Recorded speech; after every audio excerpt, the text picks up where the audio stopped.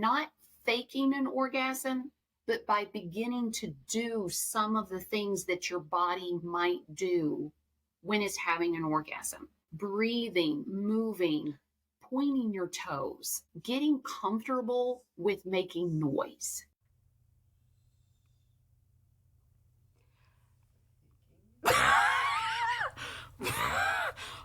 What? Okay, hi everybody. Thanks for coming back if you've been here before, or hi, welcome if you're new. My name is Mickey. I'm a therapist, and we talk about therapist-y things on this channel. And today we are talking about Bethy from Girl Defined again, because girlfriend will not give it up.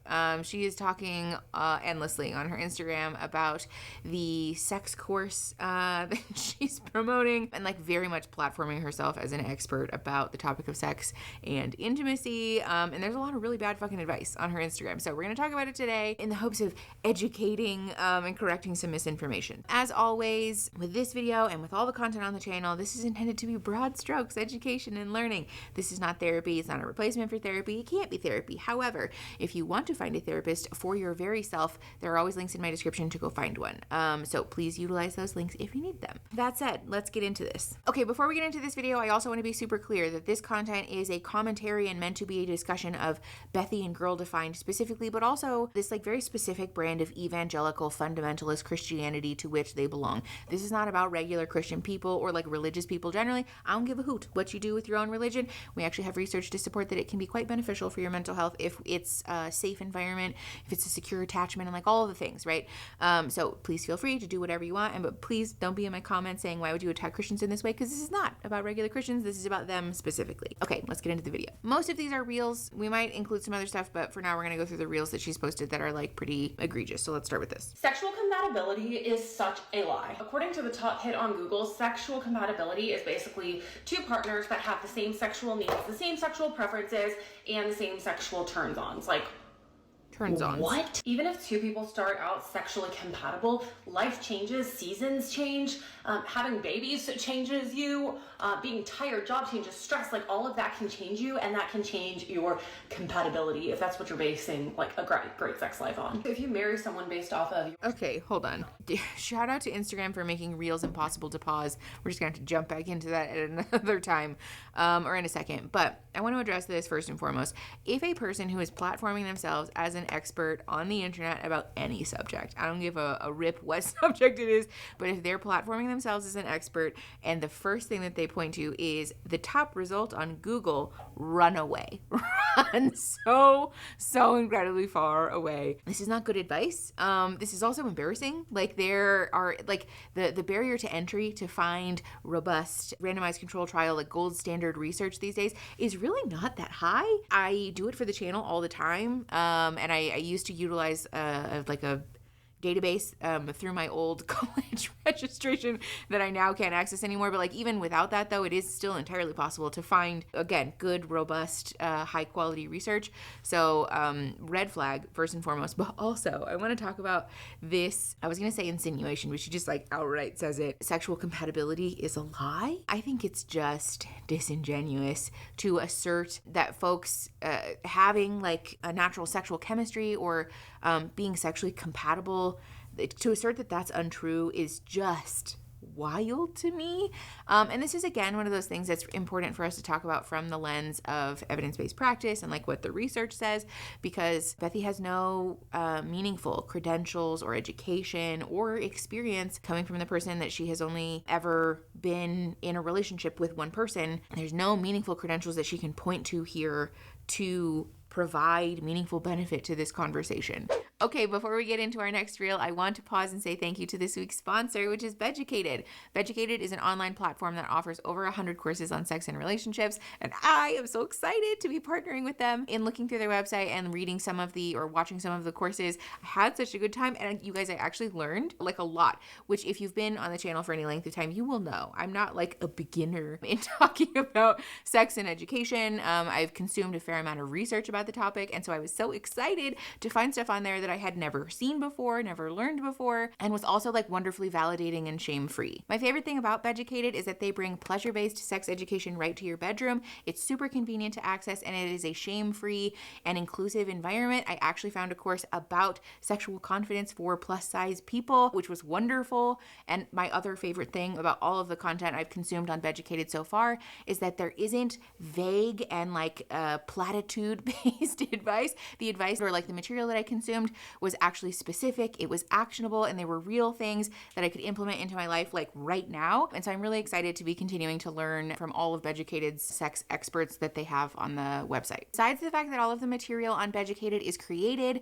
by certified experts, so it's high quality and it's reliable, the information is also explicit, but it's not pornographic, which I really appreciate because personally I tire of being taught about my own body through the use of like really vague medical-ish diagrams. I found it really helpful that the material was again explicit but not pornographic and was very inclusive, was very validating, and it felt very safe to me. So if you want to experience the magic that is Beducated, first of all, you can try it for 24 hours for free with no risk because you can cancel at any time.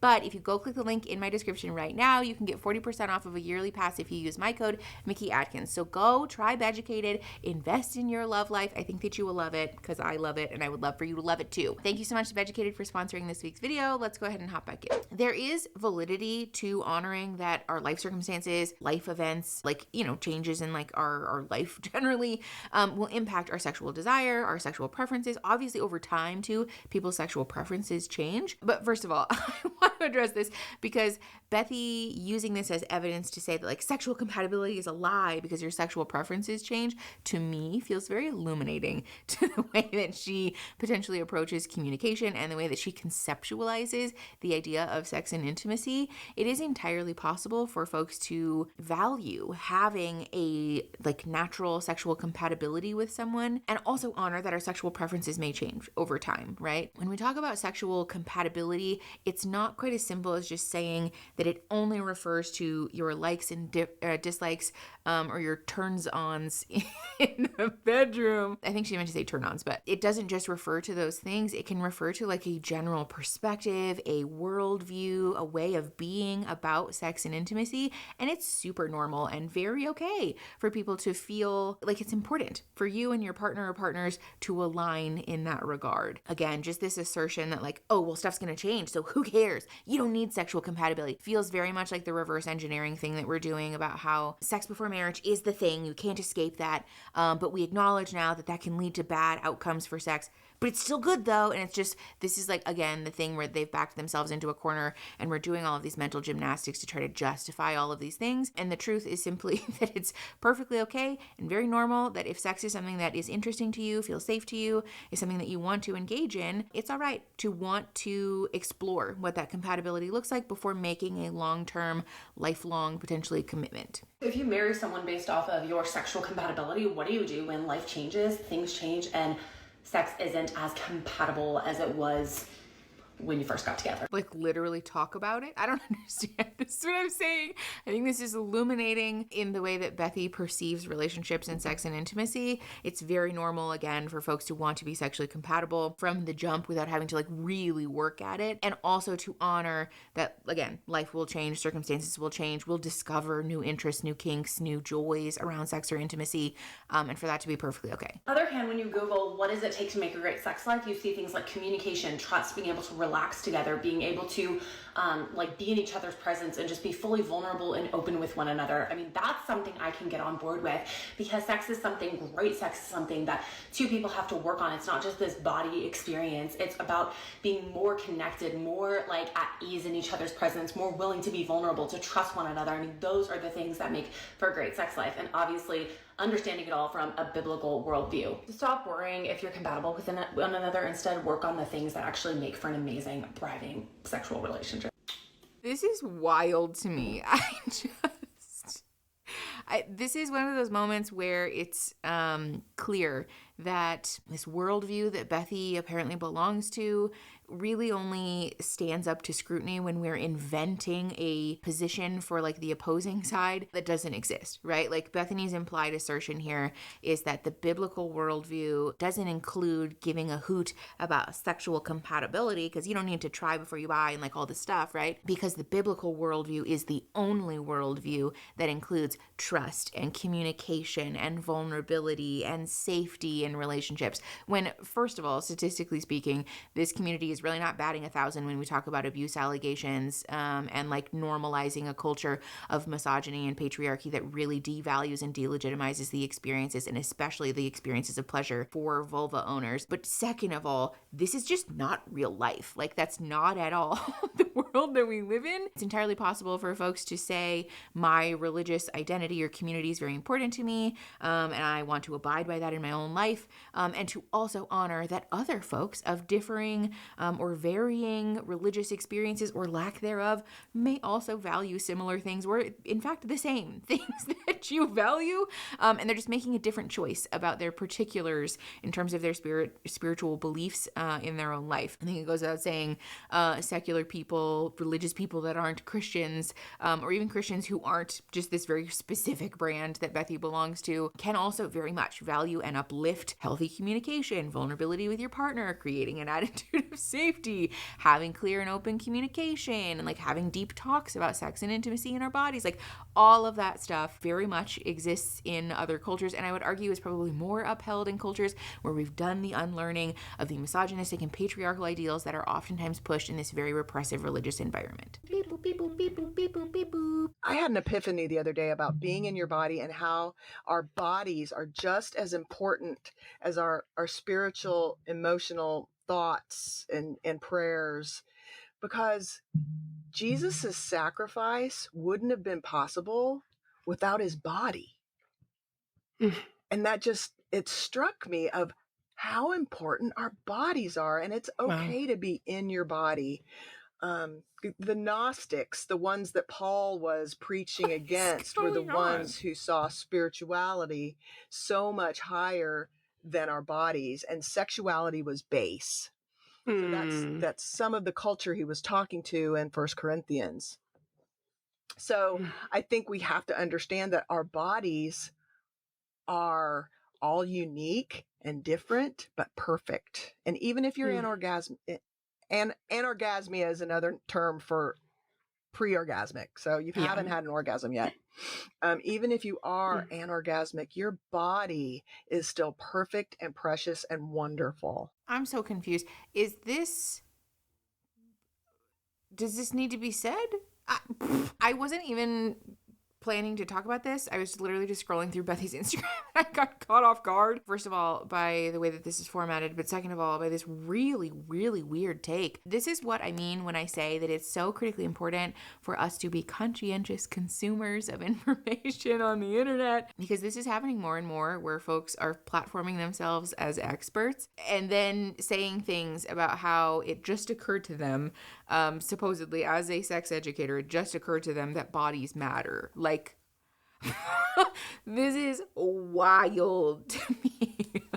I just really feel compelled to call onto the carpet this assertion that Bethy is making, that she has somehow stumbled upon all of the life-changing sex advice and just been so gracious to compile it into one overpriced course for us all to revolutionize the face of Christian sexuality. Like, that's not true. We've already talked about one of the couples that Bethy has platformed in this course because they did an interview that has now been taken down where they admitted to violating their child's privacy for the purpose of educating themselves about their own bodies, which is wild. And this, I think, is just like further demonstration of what a poor playing book, I guess, or like what a poor setup Bethy has here for this like ultimate sex course. What are some practical things you can do during sex to have a better orgasm? That's a woman who is taking responsibility for her own sexual pleasure. I like that. We need to do that. That is truly the first step, which is not thinking my husband needs to give me an orgasm, but I am responsible for my own pleasure. And so I love this woman's attitude. And so Yes. I am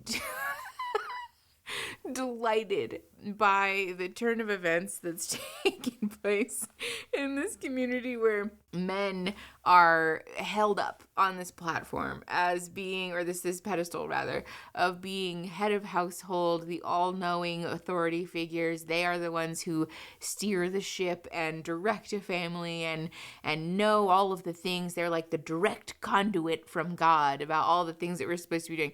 But you can't expect him to make you come, though. That's so rude. That's not his problem. Like, pick a struggle. Pick a side. I just am blown away. Oh my God. Okay, so listen. Let's be serious for a second. Hold on. It just tickles me to grown women being like, oh, these poor oafish idiot men that we're married to, he could never tickle your spots. He could never be expected. My favorite part is too, all these husbands are so uninvolved with their spouses that they have no idea that these wives are just out here dogging on them, that they don't know how to make them come. Bethy's character assassinating Dave on the internet, and he has no idea. Hey, oh babe, what'd you do today? Oh, I talked about how you can't make me orgasm in the bedroom.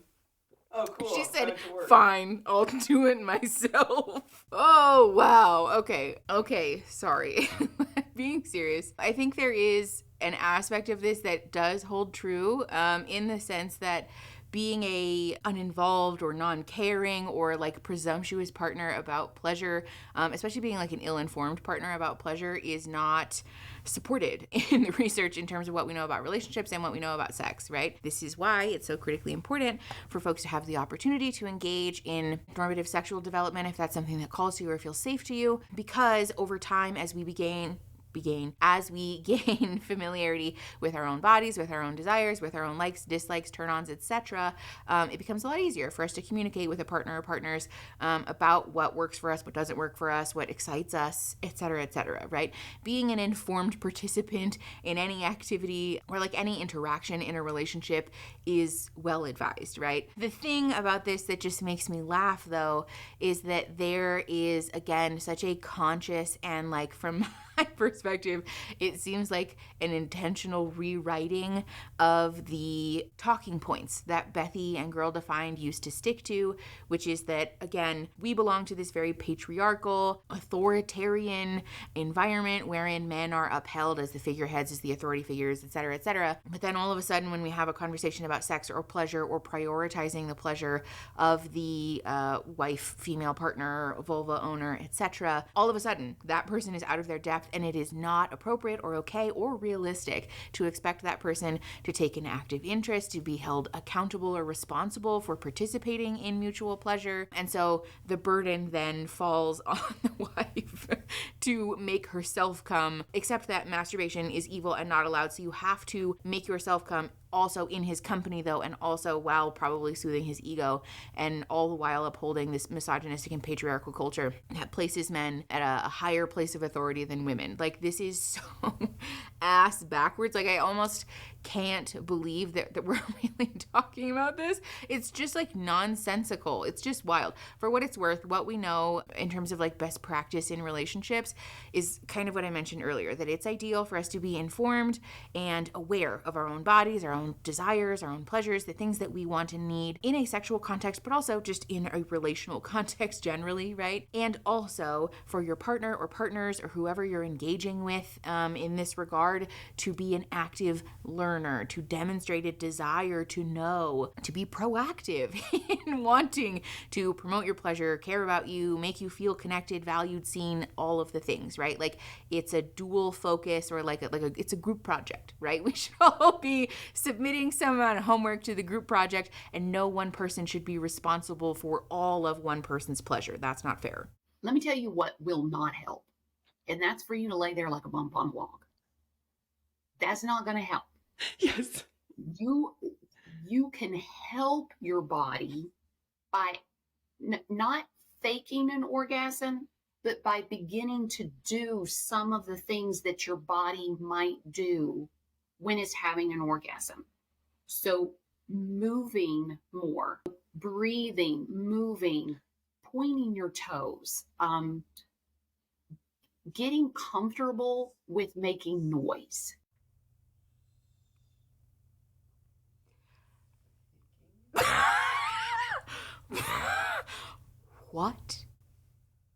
What did I just watch? I thought the beginning part of that, I was like, oh, whatever, Mickey, you just like got hit in the giggles, you know, you're just being a silly goose. The second half of this will be just probably nothing burger advice, and we'll move on to the next reel. And then she hits us with that.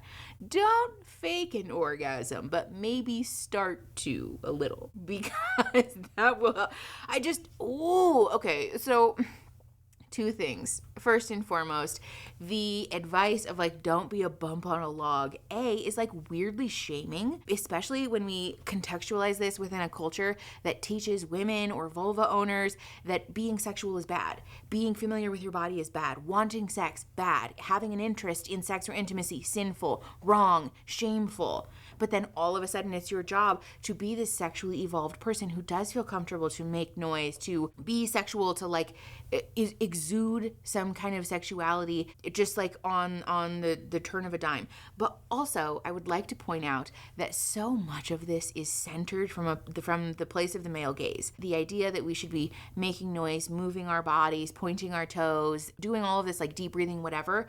A lot of that comes from this place that conceptualizes sex as a thing that is pleasurable first and foremost for men, but is also a performance. We've talked about this on the channel before. I'll put this up here. When we talk about how to experience greater pleasure or greater safety, comfort, vulnerability in sex, that doesn't include viewing ourselves from like a bird's eye view, and especially from conceptualizing sex as a thing that's meant to be viewed by men. Ideally, when we talk about immersing ourselves fully in an experience of pleasure, we're not thinking about what do I look like? Are my toes pointed? Am I saying the right things, making the right noises, doing the right things? We're giving ourselves an authentic permission to just be the way that we are and to express that pleasure in whatever way works for you, right? On top of that, I just am blown away that this is like life-changing advice for folks. Like this, again, I think just speaks to the way that this culture represses and invalidates women and excludes them from conversations about sex and relationships and intimacy and pleasure. The thing that's especially disappointing about this too is that there is some merit in encouraging folks to be mindful of your breathing or what muscles you're tensing at what time, especially in regards to like creating a different experience or different sensation with regard to orgasm. There's lots of really interesting research about the use of like deep breathing as opposed to like clenching and like all like whatever. I'll put some links in the description. But that advice is centered from a place of like experience, right? From like being immersed in the experience of your body and like feeling the sensations, like being grounded in your physical self, not from this place of like, well, if you want to have an orgasm, what you need to do is just like kind of pretend and you'll find it along the way. That's not helpful. And I think also it's important to have a conversation about how orgasm ideally is something that's occurring semi-regularly for folks in intercourse, because that's like a goal for a lot of people. But also that when we put this pressure on orgasm as if to say sex is meaningless unless you orgasm, that is counterintuitive and also really unhelpful for a lot of folks. It can actually be incredibly validating and make a world of a difference to say, don't think so hard, right? Like, don't put this pressure on yourself to like perform or succeed in orgasming, and just rather focus on this current pleasure, this current sensation. What are you feeling? What might make this feel better? What might make this sensation different? What feels exciting to you in this moment? All of that is so much more valuable and will go a whole world of a way longer, different, whatever, in furthering that connection between you and your partner, in improving the relationship that you have with your own body and your own pleasure, and in reinforcing that you want to be present in your body. You want to be grounded in sensation rather than lost up here about how I'm taking too long, or this is embarrassing, or I'm doing it wrong, or I'm so embarrassed that this isn't working, or I feel bad that maybe my partner feels bad about all of this, right? Like, this advice that she's giving just reinforces all of those fears and shames and anxieties that the culture that they belong to put them there in the first place. Like, this is just awful, shitty, cyclical advice. Quite honestly, I don't know if I can find a reel that's worse than that. So I think we're going to call it there for today. I just am blown away that Bethy is continuing to platform herself as an expert on this topic, especially knowing that there are resources out there that are, first of all, more affordable, and second of all, more evidence-based, more validating, that provide people with a safer environment. They're shame-free. And Bethy is still really out here selling this PDF as if it's God's gift to sexuality, when like none of the advice that I've seen from any of this is good so far. I actually did consider buying the course just so that we could talk about the material that's actually within it. But quite honestly, I can't bring myself to spend the money on something that quite honestly is just like probably terrible advice. Like, I don't want to do that. And I don't want to reinforce or like provide her with any positive reinforcement for making content like this, because again, everything that I've seen come out of this course is just bad. It's ill-informed at best, and it's actively harmful at worst. So again, I'm just blown away that this is like continuing to happen, that she's continuing to do this. And I also want to encourage folks to utilize resources at your disposal that are a safe place, that do promote like a shame-free environment and are actually evidence-based, are actually helpful. I want to give another shout out to this week's sponsor, Beducated. The link in my description will give you 40% off of a year-long pass. So go click that link, go get some actually evidence-based, wonderfully positive and validating education about sex and relationships, because I do genuinely love it there, and I hope that you will love it there too. If you like the video, subscribe to the channel. We do talk about stuff like this, but we also do an educational moment every now and again, so I'd love to have you stay for that, and then share the video to help the channel grow and to help the tether grow, and I will see you guys next Saturday. Okay, bye.